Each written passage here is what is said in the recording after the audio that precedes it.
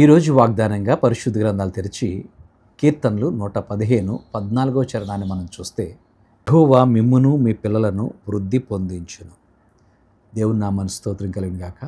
యెహోవా మిమ్మును మీ పిల్లలను వృద్ధి పొందించును అనేటువంటి మాటను మనం చూస్తూ ఉన్నాం. దేవుడు మనల్ని అభివృద్ధి పరిచేవాడు, ఆశీర్వదించేవాడు. 13వ చరణంలో అంటాడు, ఆయన పిన్నలనేమి పెద్దలనేమి తన యందు భయభక్తులు గలవారని అనేటువంటి మాట. ఎవరిని వృద్ధి పొందిస్తాడు అనంటే, వాళ్ళు చిన్నపిల్లలైనా పెద్దవాళ్ళైనా కానీ దేవుని యందు భయభక్తులు కలిగి నడుచుకునేటువంటి వారిని ఆయన ఆశీర్వదిస్తాడు, ఆయన వృద్ధిలోనికి తీసుకొస్తాడు అనేటువంటి మాటను మనం చూస్తూ ఉన్నాం.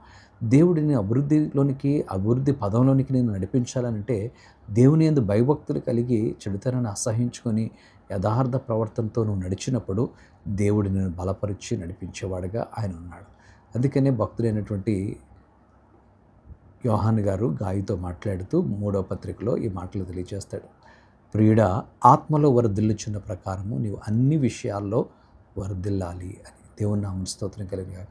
ఆధ్యాత్మికంగా అతడు వర్ధిల్లుచున్న క్రమంలో అన్ని విషయాల్లో కూడా, ఇదే దేవుని వాక్యంలోనే కాకుండా, ప్రార్థనలోనే కాకుండా, సెక్యులర్ లైఫ్లో కూడా అభివృద్ధి చెందాలి. దేవుడు మానవులను చేసి మీరు అభివృద్ధి చెందండి అన్నాడు, ఆశీర్వదించాడు. ఆయన మీరు విస్తరించి ఫలించి అభివృద్ధి చెందండి అన్నాడు. అన్ని విషయాల్లో అభివృద్ధి చెందాలి.